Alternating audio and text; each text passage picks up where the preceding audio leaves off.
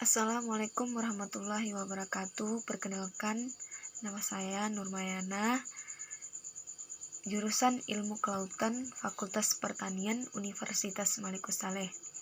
Dan kali ini saya akan menjelaskan tentang konservasi penyu.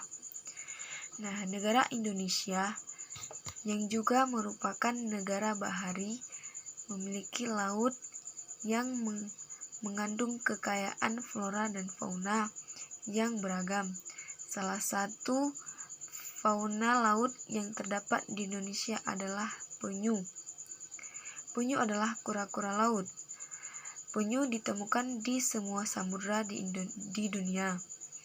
Menurut data para ilmuwan, penyu sudah ada sejak akhir zaman purba.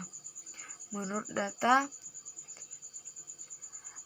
atau seusia dengan dinosaurus. Nah, berikutnya jenis-jenis penyu.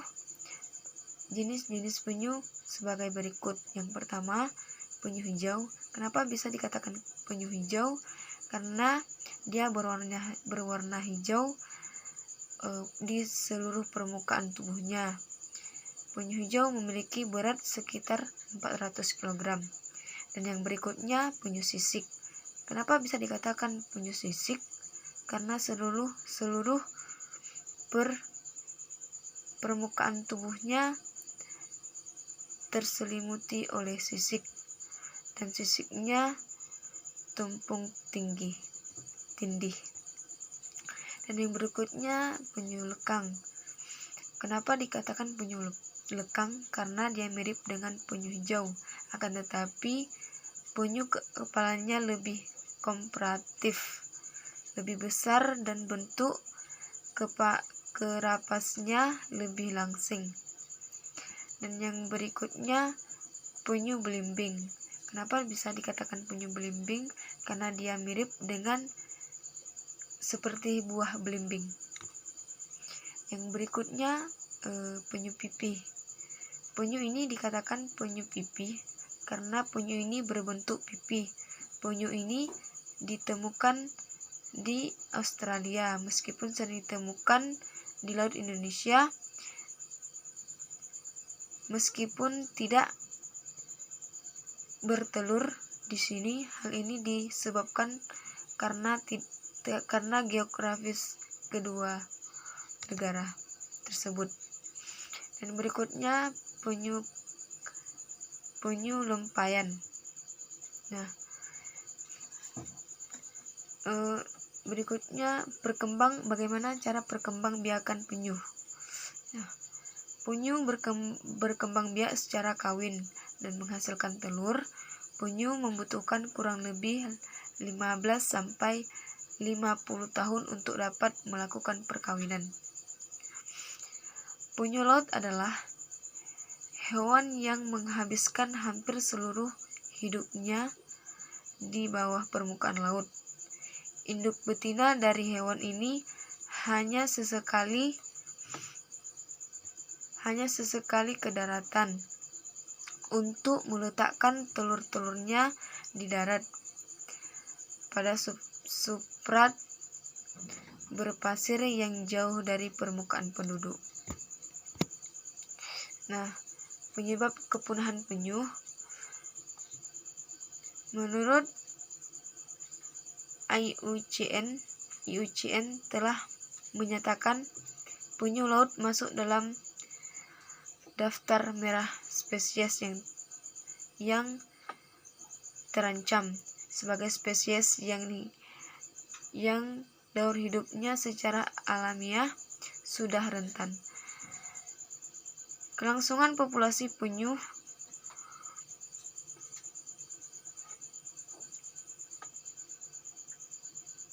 Populasi penyu laut makin terancam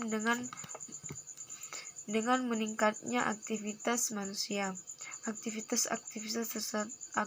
tersebut mencakup hancurnya habitat dan tempat bersarang penyu, tangkapan sampingan, pencurian telur-telurnya, perdagangan ilegal produk penyu akan secara langsung membahayakan kelestarian spesies pemangsa ubur-ubur ini. Dan yang berikutnya, upaya pelestarian upaya pelestarian penyu. Agar penyu tetap lestari dan berkembang menjadi banyak, maka perlu dilakukan sebagai berikut. Yang pertama, mengawal dan mengawasi terhadap penerapan Undang-Undang Perlindungan Penyu Nomor 77 Tahun 1999. Dan yang kedua, tidak mengkonsumsi penyu, baik daging maupun telurnya. Dan yang ketiga, tidak melakukan pemburuan secara ilegal terhadap penyu.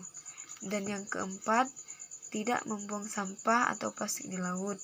Yang berikutnya, tidak mengganggu penyu yang sedang bertelur.